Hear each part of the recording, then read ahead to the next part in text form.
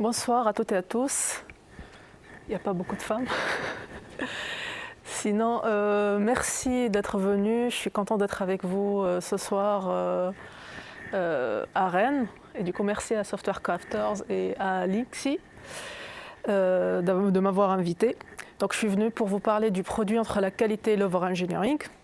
Généralement, lorsqu'on commence à créer un nouveau produit, à développer un nouveau logiciel, on cherche toujours à avoir un produit final de qualité, c'est le cas normal. Sauf que parfois, pendant cette quête de qualité, on risque de tomber dans le piège de l'over-engineering et on finit par avoir un produit très compliqué à utiliser et peu performant à force de trop en faire. Donc aujourd'hui, je vais vous donner les différentes raisons de l'over-engineering et à la fin de cette présentation, je vais vous donner quelques tips pour éviter ce piège. Donc je me présente, je m'appelle Jeanne Mejri, je suis Chapter Lead iOS chez Beforbank. Je suis Women Takemakers, ambassadrice Women Takemakers, et je fais aussi partie du groupe des organisateurs de GDG Paris. Donc on organise pas mal d'événements et des meet-up avec GDG Paris, donc si vous êtes intéressé, vous pouvez scanner le QR code. Donc pour commencer, est-ce que vous avez déjà eu des produits qui étaient très compliqués à utiliser à cause de l'over-engineering ? Produit, je rappelle, ça peut être une application, un logiciel, ça peut être un clavier, une souris, ça peut être tout et n'importe quoi. Est-ce que vous avez des exemples ? Oui. Facebook.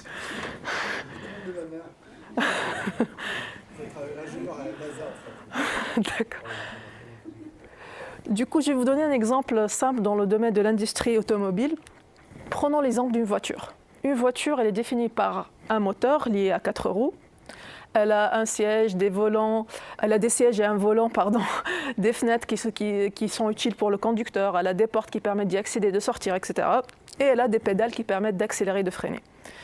Donc peu importe le modèle, l'année de fabrication, la marque, etc., la voiture ou les composants de base d'une voiture, ils sont toujours les mêmes.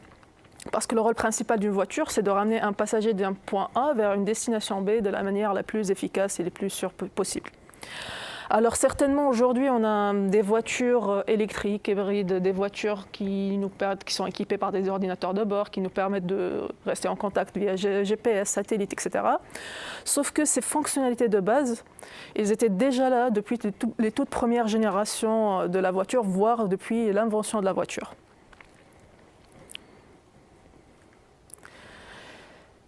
Et maintenant, si on avait une voiture avec des ailes, exactement comme un avion, cela pourrait nous éviter de percuter d'autres voitures ou de finir dans une falaise. Et surtout, ça pourrait en fait augmenter nos chances pour rester en sécurité tout au long du trajet. Donc cette idée elle était tellement attractive que le modèle Convair Car a vu le jour en 1947 en Californie. Pareil. Pourquoi aujourd'hui on a 4 roues en fait, dans une voiture? Pourquoi ne pas avoir plus? Comme ça, si le premier pneu éclaterait, on aura d'autres pneus qui vont nous permettre d'arriver à la prochaine station de service sans problème. Pareil pour les moteurs. Aujourd'hui, on a un moteur par voiture. Pourquoi ne pas avoir plus? Comme ça, si le premier moteur tombe en panne, on aura d'autres moteurs qui vont nous permettre d'arriver à notre destination sans problème. Donc les deux modèles que vous voyez sur l'écran, ils ne sont plus commercialisés aujourd'hui sur le marché. Ils existaient, mais ils ne sont plus commercialisés parce qu'on s'est rendu compte qu'ils ne valent ni le coût ni les forces supplémentaires nécessaires pour les mettre en place dans une voiture. Pourquoi? Reprenons l'exemple des roues, par exemple. Aujourd'hui, on a 4 roues par voiture parce que 4, c'est le nombre optimal qui va permettre à la voiture d'avancer d'un point A à un point B. En ayant moins, on risque de perdre de la stabilité et la maniabilité de la voiture. En ayant plus, on risque de faire augmenter les frais de fabrication de la voiture. Pareil pour les moteurs. Aujourd'hui, on a un moteur, parce que si on avait plus, déjà, on risque d'une part de faire augmenter les frais de consommation du carburant, et d'autre part, on risque de faire augmenter les frais de fabrication de la voiture à cause des frais supplémentaires des moteurs supplémentaires, et les frais supplémentaires aussi de l'ingénierie supplémentaire nécessaire pour mettre en place ces moteurs supplémentaires. Donc toutes ces idées que je viens de citer représentent une sorte d'over-engineering parce qu'elles ne permettent pas en fait d'améliorer la qualité d'une voiture ou de de répondre à un besoin précis d'un consommateur, mais elle risque juste de faire augmenter les frais de fabrication de la voiture à un point que le prix final d'une voiture risque d'être hors portée de la plupart des consommateurs sur le marché. On parle en général, la majorité des consommateurs. Maintenant, il est simple d'identifier de l'overengineering dans le cas d'une voiture parce que les causes et les effets sont facilement mesurables. On sait à l'avance les frais de chaque composant, en fait, que ce soit en termes de pièces ou main-d'œuvre. Par contre, il est beaucoup plus compliqué d'identifier l'overengineering dans le cas du développement logiciel. Je vais vous donner un exemple simple, très simple. C'est un petit code qui permet tout simplement d'afficher un message Hello World sur l'écran. Et je pense que la plupart des développeurs ici, en fait, ils savent très bien que pour afficher un message sur l'écran, peu importe le langage utilisé, il suffit d'écrire une seule ligne de code, print quelque chose par exemple. Sauf que ici, le développeur, il a pris presque 40 lignes de code pour afficher le message. Pourquoi? Parce que tout simplement, il a créé déjà une classe réutilisable qui s'appelle message printer, et il a créé une première méthode qui permet de formater le message en rajoutant un emoji au début et un emoji à la fin. Et il a créé une autre méthode qui permet tout simplement d'afficher le message avec un décalage, un délai d'une seconde. Alors, je ne sais pas pourquoi le développeur il a fait ça, mais je peux vous assurer que ce code, il est réel. Je l'ai vu dans ma vie professionnelle. Et je pense qu'on a tous subi ce genre de code en arrivant dans une boîte ou en commençant à travailler sur un projet déjà existant. Et ce genre de pépites, on les découvre généralement. Là, j'ai choisi vraiment un exemple très simple pour que tout le monde puisse en fait comprendre, parce que la présentation n'était pas orientée que pour les devs.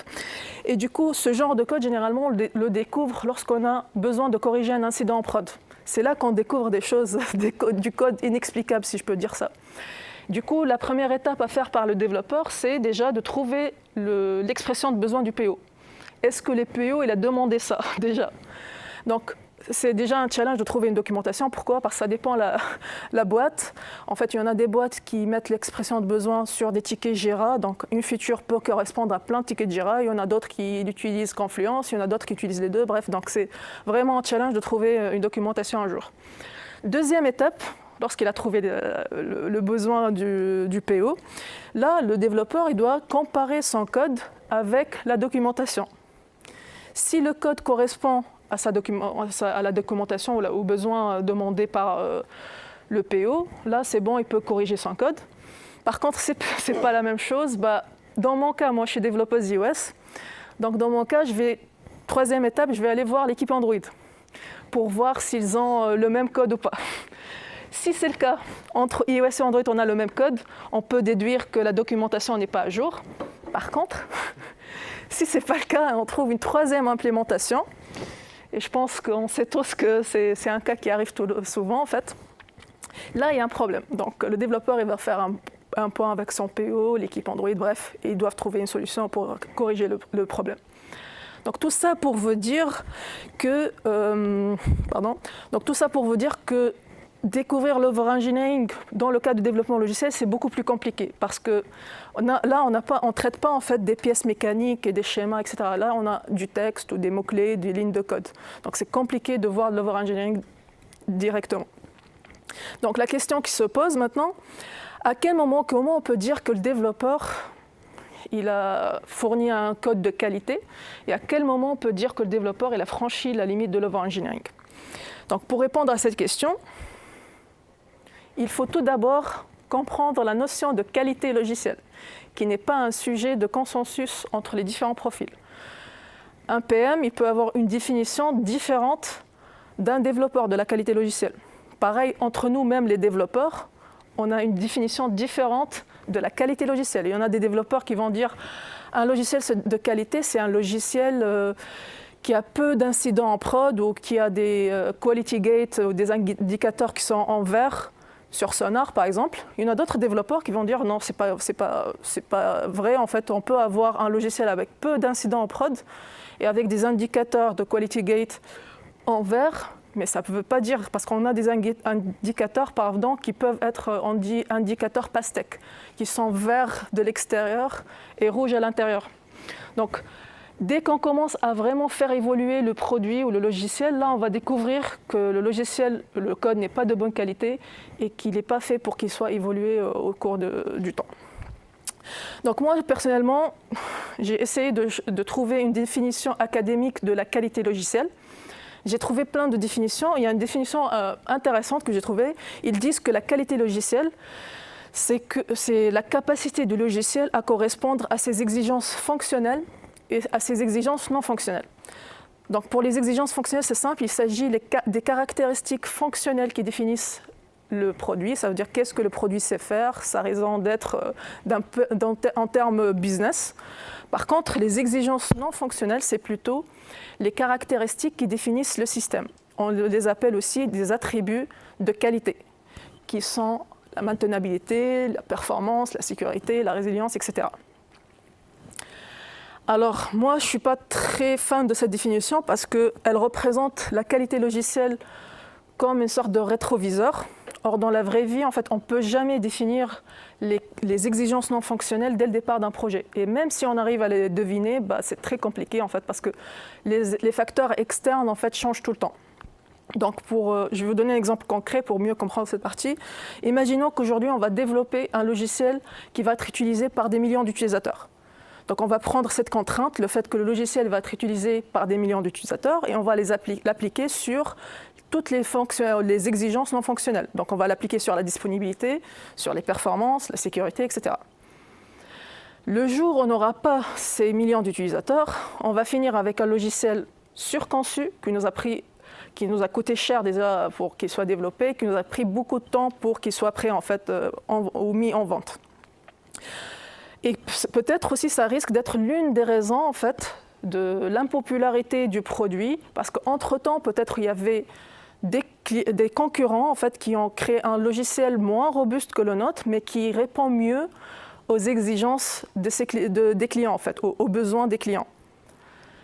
De l'autre côté, maintenant, si on crée un logiciel non robuste, on risque d'avoir plein d'incidents en prod, on risque d'avoir des clients mécontents et du coup, on risque de perdre des clientèles et on risque de perdre de l'argent. Donc, quand vous voyez la qualité logicielle, c'est une notion très importante, sauf que elle n'a pas, en fait, un coût négligeable. Donc, il faut toujours faire l'équilibre entre les deux. Et pour faire cet équilibre-là, en fait, on a pas mal de méthodologies agiles qui permettent de le faire. Donc, on a par exemple le triangle QCD. Donc, avec le triangle QCD, il s'agit de garder... Déjà, c'est une méthodologie agile qui permet de planifier et de gérer efficacement le projet en gardant en équilibre 3 contraintes. Donc, ces 3 contraintes, ils sont interdépendantes. Donc, on ne peut pas agir sur l'une des contraintes sans agir au moins sur les 2 autres. Donc, avec le triangle QCD, en fait, il s'agit de garder en équilibre les 3 facteurs qualité, coût et rapidité. Parce que si on garde que la qualité, on équilibre que la qualité et le coût, on va avoir une livraison très lente, donc un time to market très lent. Et du coup, on va galérer avec la concurrence sur le marché. Par contre, si on garde en équilibre que la rapidité et la qualité, donc on va finir avec un logiciel très coûteux. Et ce n'est pas le but. Notre but, c'est de gagner de l'argent quand même. Et finalement, si on garde en équilibre que la rapidité et le coût, on ignore carrément la qualité, on va avoir un logiciel de très mauvaise qualité et du coup, comme d'habitude, on va perdre des clients et on va perdre de l'argent. Alors, le triangle QCD, il a apparu pendant les années 80-90. Aujourd'hui, il y a des pratiques agiles qui sont beaucoup plus modernes, telles que DORA, les métriques DORA. DORA pour dire DevOps Research and Assessment. Tout simplement, DORA, c'est un labo de recherche qui a été fondé par un groupe de DevOps. C'est le même groupe qui a écrit le livre Accelerate, je ne sais pas si vous le connaissez. Mais on va revenir par la suite de la présentation, on va parler un petit peu d'Accelerate. Donc, ce groupe de DevOps, ils ont créé le labo de recherche pour mieux comprendre, en fait, en utilisant bien sûr leur recherche sur le mode domaine de DevOps, pour mieux comprendre les procédures et les bonnes pratiques nécessaires à une équipe pour calculer ses performances. Donc avec DORA, il s'agit, pour info, DORA a été racheté par l'équipe Google Cloud en 2018. Donc avec DORA, il s'agit de garder en équilibre plutôt 2 facteurs. La fiabilité du logiciel et le rendement de l'équipe. On peut dire qualité de logiciel et rapidité de livraison si on veut faire une projection sur le triangle QCD.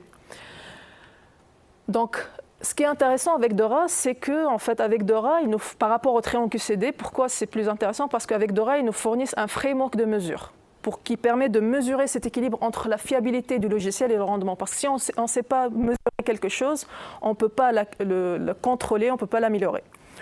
Donc, avec Dora, on a 4 métriques qui peuvent calculer cet équilibre-là. 2 métriques de qualité et 2 métriques de rapidité. Première métrique de rapidité, c'est la fréquence de déploiement. C'est le nombre de déploiements réalisés par une équipe dans une période T. Deuxième métrique de rapidité aussi, c'est le délai d'exécution de changement, ou ce qu'on appelle lead time. C'est le temps pris par une équipe pour mettre en prod un changement. Troisième métrique, cette fois c'est une métrique de qualité, c'est le temps moyen de rétablissement, le MTTR, le Mean Time to Recovery. C'est le temps mis par une équipe pour régler un incident en prod. Et finalement, le taux d'échec de changement, c'est le nombre de déploiements qui ont causé une anomalie, donc le nombre de régressions en tout en fait. Donc là, on calcule cette métrique en divisant en fait le nombre d'incidents sur le nombre de déploiements réalisés dans une période T. Et c'est une métrique très importante qui peut montrer que lorsqu'on met des délais très serrés dans une équipe pour faire des changements, on risque en fait toujours d'avoir des incidents et des problèmes inévitables. On peut prendre le délai d'exécution des changements, c'est à partir du moment où il y a un ticket qui est prêt à faire, qui arrive, et le fait qu'il soit codé, développé et mis en production, c'est ça? Non, le délai le lead time, non, c'est le temps, par exemple, lorsque le développement il est déjà fait, okay. Le temps à quel moment on peut le pousser vers la prod. C'est le temps pris pour le tester, pour la CI/CD, etc. en fait. Voilà, maintenant selon le State of DevOps, c'est le rapport publié par l'équipe Google Cloud pour faire le retour d'expérience sur les métriques Dora. Donc selon le State of DevOps, ils disent que les entreprises qui ont eu de meilleurs scores sur les 4 métriques Dora, ils auront réussi de passer plus de 44% de leur temps à faire des features. Donc ils ont mieux utilisé leur temps et leur argent pour créer de la valeur ajoutée pour le client. Maintenant, comment on peut améliorer ces métriques Dora en fait? Là, je reviens sur le livre Accelerate qui a été écrit par les fondateurs Dora. Dans ce livre, en fait, les fondateurs Dora ils disent que déjà, ils groupent 24 capabilities, on les appelle Capabilities Accelerate. Et ils disent que pour améliorer les 4 métriques Dora, il faut améliorer les 24 Capabilities Accelerate. Ces 24 capabilities, ils sont en fait on peut les grouper en sous 4 catégories. Première catégorie, c'est les capabilities techniques. Là, il s'agit de tout ce qui est automatisation de process, intégration continue, déploiement continu. Les capabilities de monitoring et d'observability. Là, il s'agit de création de tableaux de bord de suivi en temps réel, la création des métriques de performance. Troisième capability, c'est les capabilities de process. Il s'agit d'améliorer la gestion agile du travail, le management visuel et finalement les capabilities culturelles. Là, il s'agit de mettre en place la culture de communication et l'apprentissage en continu entre les différentes équipes. Donc aujourd'hui, on n'a pas le temps pour rentrer en détail sur les 24 capabilities. En fait, Accelerate, c'est un sujet à part en fait. Et du coup, je vous propose de lire le livre Accelerate, qui est très intéressant, ou bien de voir la conférence de Geoffrey Graveau pendant le Devoxx 2023 qui explique très bien cette corrélation entre les différentes catégories Accelerate et comment chaque catégorie peut impacter l'autre catégorie. Donc pour résumer cette partie-là, on peut dire que la qualité logicielle, en fait, ce n'est pas un simple indicateur qu'on peut le calculer en fait, d'une manière isolée, parce que c'est un sujet fortement lié à des aspects à la fois techniques et non techniques. On peut dire que même la qualité logicielle, elle est liée à un sujet plus grand qui est le calcul de performance de toute l'équipe en fait, en général. Donc, ce n'est pas juste un sujet technique. Voilà, maintenant, je passe à la deuxième partie. Dans cette deuxième partie, je vais vous donner des exemples concrets dans le code pour vous montrer que c'est vraiment facile de tomber dans le piège de l'over-engineering, même si le développeur il est compétent en fait. Donc, premier exemple, je vais reprendre le même code de tout à l'heure, le petit code qui permet d'afficher un message Hello World sur l'écran. On a dit que tout à l'heure, le développeur, il a créé une classe réutilisable qui a une responsabilité d'afficher en fait un message partout. En fait, elle va être réutilisée pour afficher n'importe quel type de message normalement. Là, la classe, elle prend en entrée un message de type chaîne de caractères et elle l'affiche. Donc là, le développeur, il va dire c'est dommage, cette classe, elle est censée afficher n'importe quel type de message en fait. Et là, il va dire je vais transformer le message de type chaîne de caractères et je vais le mettre un message de type générique T. Donc jusqu'à maintenant, il a raison, c'est le rôle de la classe. Sauf que ici, on sait très bien que les types génériques, c'est un outil très puissant, sauf qu'il n'est pas intuitif. Donc si le développeur, là c'est une logique métier simple en fait, mais imaginons qu'on a une logique métier beaucoup plus compliquée. Si le développeur commence à utiliser une première variable de type générique T, une deuxième, etc., le code va être rapidement illisible et très compliqué surtout à maintenir par d'autres développeurs. Donc ici, depuis tout à l'heure, on a dit qu'il fallait juste utiliser les fonctions natives de chaque langage pour afficher tout simplement le message au lieu de faire toute cette classe-là avec les types génériques. Deuxième exemple, c'est la sauvegarde des données inutiles dans la base de données. Ici, il s'agit vraiment des tâches de configuration et de migration de base de données qui sont des tâches un petit peu sensibles.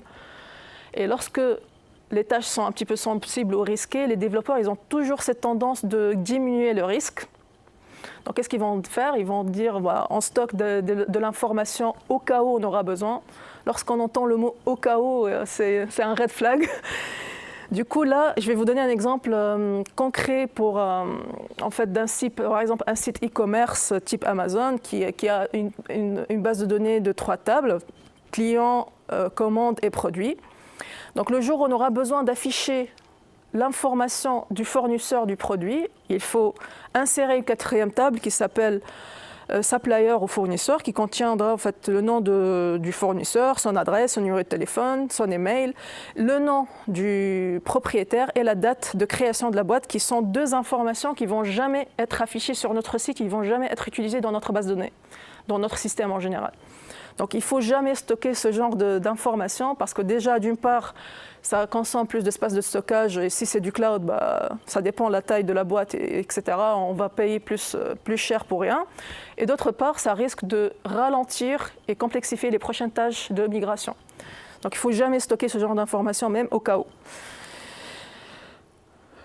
3e exemple, c'est l'application inutile de concepts de qualité, parce que dans le développement logiciel, on a pas mal de concepts pour améliorer la qualité de code, tels que les design patterns, les principes solides, dry, etc.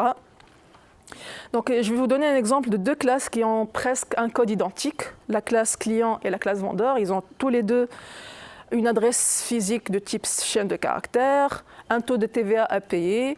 Ils ont les deux méthodes qui permettent de changer l'adresse physique et le taux de TVA. La seule différence entre les 2 classes, c'est que pour la table client, ou la classe client, pardon, on a une liste de bons de commande, avec la méthode qui permet de rajouter un bon de commande dans la liste. Par contre, pour la classe vendeur, on a plutôt une liste de factures avec la méthode qui permet de rajouter une facture dans la liste. C'est la seule différence. Donc là, le développeur il va réfléchir et va dire « dommage, on a un code dupliqué entre 2 classes dans les 2 fichiers. Donc qu'est-ce que je vais faire? Je vais tout simplement créer une implémentation commune réutilisable par la classe client et la classe vendeur. Donc il va créer une 3e classe mère qui va l'appeler par exemple entreprise. Il va mettre dedans tout le code en commun et puis il va bien sûr garder le code spécifique de chaque classe et hériter le code en commun. Jusqu'à maintenant, tout va bien. Le développeur il a bien fait son boulot, sauf que en fait, jusqu'à maintenant, même, il a appliqué une bonne pratique qui s'appelle dry. Dry pour dire don't repeat yourself. Il s'agit de centraliser toutes les logiques métiers communes et les connaissances communes entre les différents composants dans le code dans une implémentation partagée. Jusqu'à maintenant, tout va bien. Jusqu'au jour où le PO du développeur, il va lui demander de changer la règle de calcul sur le taux de TVA pour les clients. Parce que peut-être dans un autre pays, les clients ne payent pas le même taux de TVA que les vendeurs, par exemple. Là, le développeur, il va dire au final, je n'ai pas prévu les choses comme ça. Pour moi, la méthode qui permet de calculer le taux d'FEA, c'est la même en fait. Et j'ai fait tout le refacto pour factoriser, en fait, pour centraliser cette méthode. Donc, il va se rendre compte au final que cette petite modification qui est censée être très rapide, elle va lui coûter un petit peu plus cher à cause de son refacto. Donc, d'après vous, qu'est-ce qu'il a mal fait, le développeur? À part son choix technique, en fait, à part le fait qu'il a choisi entre héritage, composition, etc., avant qu'il arrive au choix technique, dans sa démarche, qu'est-ce qu'il a mal fait, le développeur? Ouais. L'abstraction arrivée trop tôt. Ça veut dire quoi, arriver trop tôt? Peut-être qu'il aurait dû attendre. J'imagine que c'est arrivé client et vendeur et on était en train de mettre en place les choses. Il y avait encore assez peu de logique métier. Il aurait dû attendre plus longtemps qu'il y ait de la logique qui arrive et que l'abstraction sorte. Exactement, en fait, lui, tout à l'heure, j'ai donné la définition de Dry exprès, parce que Dry, il faut centraliser les connaissances et la logique métier commune. C'est ce que exactement vous avez dit. En fait, le développeur, peut-être il n'a même pas posé la question à son PO, en fait, pour voir si c'est vraiment une logique métier commune entre les deux classes. Et du coup, ce n'est pas le fait qu'il doit attendre, il devait s'assurer, il doit être orienté business. En fait, il devait s'assurer que c'est une logique métier commune. Lui, il a vu un code qui se ressemble, un code commun, donc il a déduit que c'est une logique métier commune. Donc Dry, c'est un outil important pour garder certaines cohérences dans le code, mais si on applique Dry, si Dry n'est pas appliqué ou il n'est pas orienté business, ben on risque de créer de forts couplages et des dépendances qui servent à rien, en fait, qui peuvent en fait compliquer les choses par la suite. Donc voilà. Donc là, il doit bien sûr faire réimplémenter la méthode dans la classe mère, le phi plutôt que la classe mère. Bref. Donc tout ce que je viens de dire pour le dry code, il s'applique aussi pour les bases de données, qui doivent être dry aussi, les plans de test, les flux d'automatisation, l'infrastructure, et même la documentation doit être dry. Parce que si la documentation n'est pas dry, bah, on risque de créer pas mal de confusion chez les développeurs, et du coup, on risque d'avoir de mauvaises implémentations à cause de ça. Maintenant, quelles sont les vraies raisons de l'overengineering? À part le fait que nous, les développeurs, on adore mettre en place les grands concepts de qualité, la nouvelle librairie qui vient de sortir, à part ça, en fait, quelles sont les raisons profondes, non techniques de l'overengineering? Tout d'abord, c'est le manque d'objectifs clairs. Donc, si le PM, c'est au PM ou au PO, en fait, les produits, ils doivent en fait définir des objectifs clairs et orienter leur équipe sur ces objectifs-là. Parce que si les développeurs ne savent pas où va le produit, ben, ils ne seront pas capables de trouver les moyens pour y arriver. Comme on a vu tout à l'heure sur l'exemple des bases de données, je crois. Du coup, les développeurs, ils ne savaient pas où va le produit. Ils ont dit, au cas où on aura besoin du nom de créateur de la boîte, etc., on va stocker. Donc ça, c'est très important. Deuxièmement, c'est la mauvaise priorisation de backlog. Pareil, si le PM n'est pas capable à identifier les features qui répondent mieux aux questions, aux besoins de ses clients, bah, les développeurs aussi ne seront pas capables de trouver les tâches qui méritent plus d'attention. Troisièmement, c'est la mauvaise communication. Il ne suffit pas juste de fixer des objectifs et faire une priorisation claire, il faut bien les communiquer à tous les membres de l'équipe. Troisième ou quatrième raison, c'est les vagues échéances, parce qu'il ne faut jamais donner en fait, plus de temps à votre équipe pour développer des features, ou, en fait peu importe, parce que sinon les développeurs ils vont toujours trouver du temps nécessaire pour faire de l'overengineering. Et même certaines boîtes, en fait, lorsque c'est calme, il n'y a pas beaucoup de tickets ready, to dev, etc. Généralement, le PM et les PO ils disent aux développeurs, vas-y, si vous avez du refacto à faire, si vous voulez améliorer votre code, vous pouvez faire des refactos. Et même, il y a des boîtes, moi, là où je suis, en fait, on a des sprints de cooldown. Là où on fait des refactos d'amélioration de qualité, etc. Même ces cycles en fait, de cooldown ou ces petits en fait, ou ces jours où on a à faire des refactos, il faut toujours en fait, s'assurer qu'on a des objectifs clairs et que c'est bien organisé, que les choix techniques ne sont pas faits chacun de son coin. En fait. Il faut s'assurer qu'on a utilisé des méthodes en fait, plus scientifiques pour choisir ou faire des choix techniques bien précis. Et finalement, les délais trop serrés ou irréalistes, pareil. Parce que si on met des délais irréalistes, bah, les développeurs ils vont toujours trouver des hacks qui ne vont pas être durables dans le temps. Maintenant, l'overengineering n'est pas que tech. on peut trouver de l'overengineering dans l'organisation et les organigrammes des boîtes. Donc là, je vais prendre un exemple. Ça marche plus, voilà. Un exemple d'une start-up qui a directement en fait, adopté une organisation d'une grosse boîte, une organisation complexe avec plusieurs niveaux hiérarchiques. Dans l'organisation avec plusieurs niveaux hiérarchiques, en fait, généralement, c'est une organisation un petit peu défavorable pour l'agilité et l'esprit de prise d'initiative. Dans ce genre d'organisation, si un individu X, il veut prendre ou mettre en place une bonne pratique dans son équipe ou sur son produit, il doit valider avec Y. Y va devoir remonter à Z. Et bref, donc c'est très compliqué, il y a beaucoup de bureaucratie. Au lieu de mettre en place ce genre d'organisation, il faut plutôt mettre en place une organisation simple et plate, avec moins de niveaux hiérarchiques. Ce genre d'organisation elle est favorable pour l'agilité et pour la culture de responsabilité et d'appropriation. On peut trouver aussi de l'overengineering dans les process. On prend pareil, ça parle à plein de gens, même moi ça me parle. Donc on peut citer par exemple les méthodologies très complexes telles que SAFe et Scrum, qui sont deux méthodologies excessives pour des équipes de petite taille, au lieu de tout simplement mettre en place des méthodologies flexibles telles que Kanban et Lean, qui sont des méthodologies qui permettent aux équipes de s'adapter, changer, pivoter au cas de besoin ou selon le contexte. Donc, appliquer de l'overengineering dans une équipe n'est pas malheureusement sans conséquence. Donc, première conséquence, c'est le rallongement de temps de développement. Donc, lorsqu'on dit temps de développement, ce n'est pas juste le temps pris pour développer ou pour coder, mais aussi le temps pris pour tester. Et lorsqu'on a des cycles de développement plus longs, ça veut dire le développement il va nous coûter beaucoup plus cher, pareil pour les tests, pareil pour l'infrastructure. Et comme on a vu tout à l'heure, l'overengineering ne permet pas d'améliorer la qualité de code, c'est l'inverse, on risque d'avoir un code à la fin pas très compliqué à maintenir, à faire évoluer. Et finalement, le cas extrême de l'application de l'overengineering, c'est lorsque la boîte n'arrive plus à atteindre son product market fit. Ça veut dire quoi product market fit? Lorsque la boîte n'arrive plus à satisfaire son client. Parce qu'on est toujours en train de courir en fait, derrière les besoins de clients qui changent tout le temps. Et du coup, vu qu'on a des cycles de développement rallongés, un time to market rallongé, pareil, on va toujours courir derrière les besoins des clients qui changent tout le temps. Voilà, pour conclure maintenant, j'aimerais bien faire la conclusion ensemble. D'après vous, d'après ce qu'on a vu, qu'est-ce qu'il faut faire en fait, pour éviter l'overengineering? La première chose, d'un point de vue organisationnel, qu'est-ce qu'il faut faire? Obtenir de la clarté, faire en sorte que les objectifs soient clairs, voilà. Priorisation de backlog. Quoi d'autre en vue d'organisation? Voilà, donc il faut tout d'abord, comme vous avez dit, définir des objectifs, des priorités claires et bien communiquer à toute l'équipe. Définir des délais réalistes, c'est très important. Lorsqu'on ne met pas en place des délais, lorsqu'on ne fait pas de chiffrage réel, en fait, parfois il y a des grands chefs qui font du chiffrage et les équipes subissent en fait. Du coup, c'est très important de définir des délais réalistes.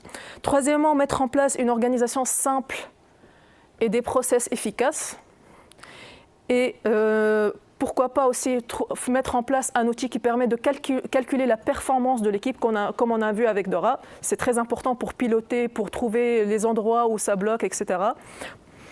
Et pour les développeurs et même les autres profils aussi, il ne faut pas être dogmatique, il faut toujours faire des choix techniques en se basant sur des POC, sur des études, faire les avantages et les inconvénients de chaque solution, il faut prendre l'avis des autres.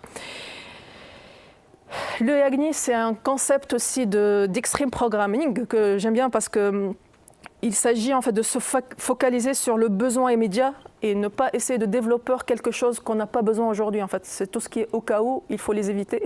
Le jour où on aura besoin de quelque chose, on va le développer. Il ne faut pas prévoir des choses qui ne sont pas prévues par l'équipe. Et finalement, keep it simple and stupid. Il faut toujours choisir la solution la plus simple. Parce que comme il dit Einstein, en fait, il dit qu'il faut du génie pour rendre les choses plus simples. Voilà.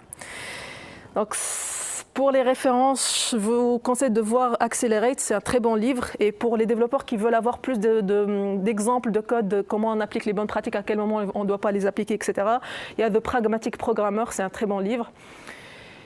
Et voilà, vous avez quelques références sur site internet. Et c'est tout pour moi. Donc, si vous avez des questions, n'hésitez pas.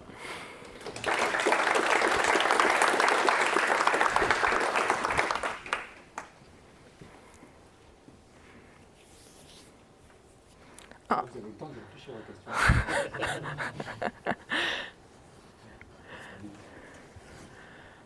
question. Merci beaucoup pour ta présentation.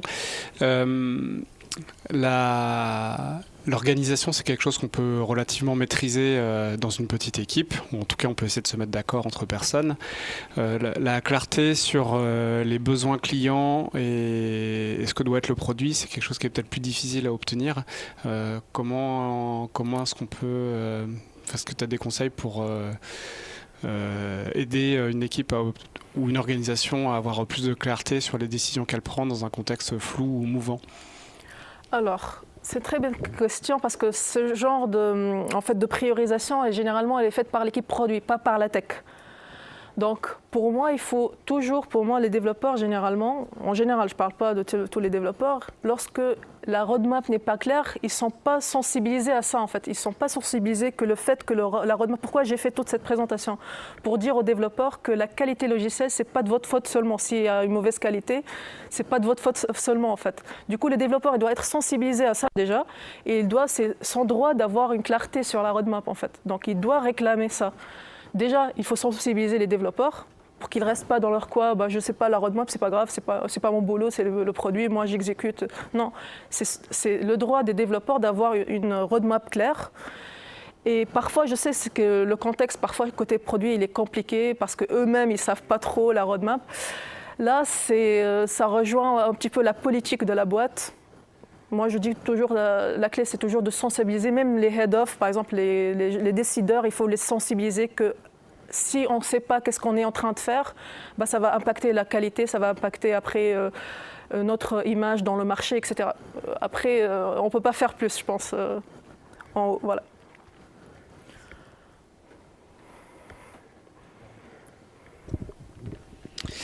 Merci. Est-ce que tu peux illustrer ce que vous avez mis en place sur mesurer et interpréter la performance de l'équipe? Alors, nous, on a mis en place, en fait... il y a deux parties qu'on a mis en place. Nous, on utilise un outil qui s'appelle Datadog, je ne sais pas si vous connaissez. C'est un outil qui permet de faire l'observabilité et le monitoring. Donc là, il y a des chiffres qui remontent en fait pour le déploiement, par exemple pour la première métrique de fréquence de déploiement, etc., le time ou lead time, etc. Donc ça, c'est très bien en fait. C'est automatisé. Par contre, ce n'est pas suffisant. Nous, on a dû en fait faire du travail, surtout pour le mobile, pour le back, parce que chaque microservice il a son repo, donc on peut remonter ce genre d'informations automatiquement. Par contre, on a fait du travail aussi côté squad. Nous, on est organisé en squad produit.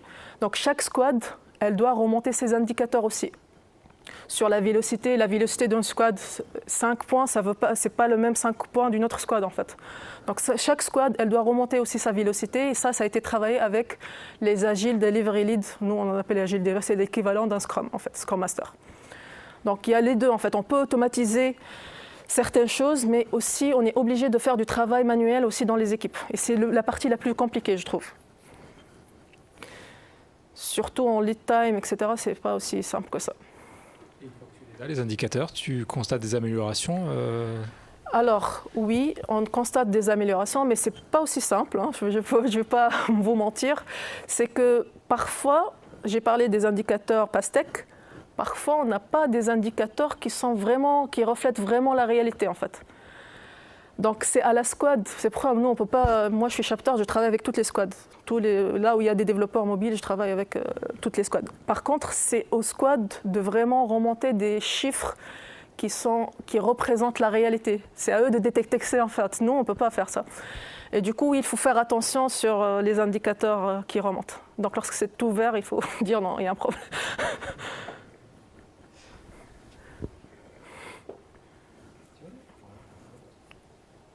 Dans certains secteurs d'activité, il y a des normes, je pense au médical ou même la sécurité, qui nous imposent de bosser d'une certaine manière, en tout cas qui nous incitent avec beaucoup de pression de l'ensemble de la boîte, des services qualité parfois.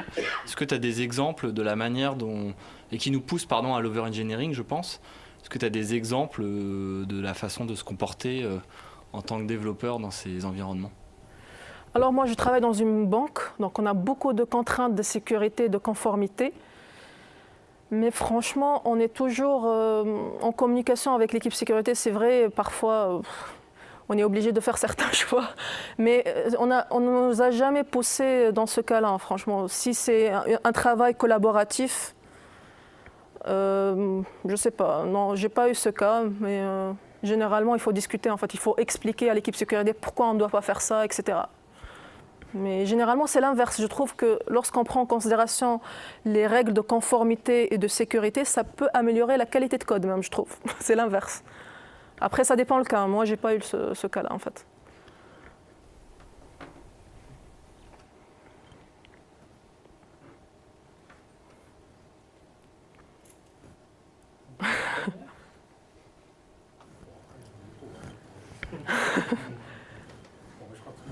Merci beaucoup. Merci. Merci.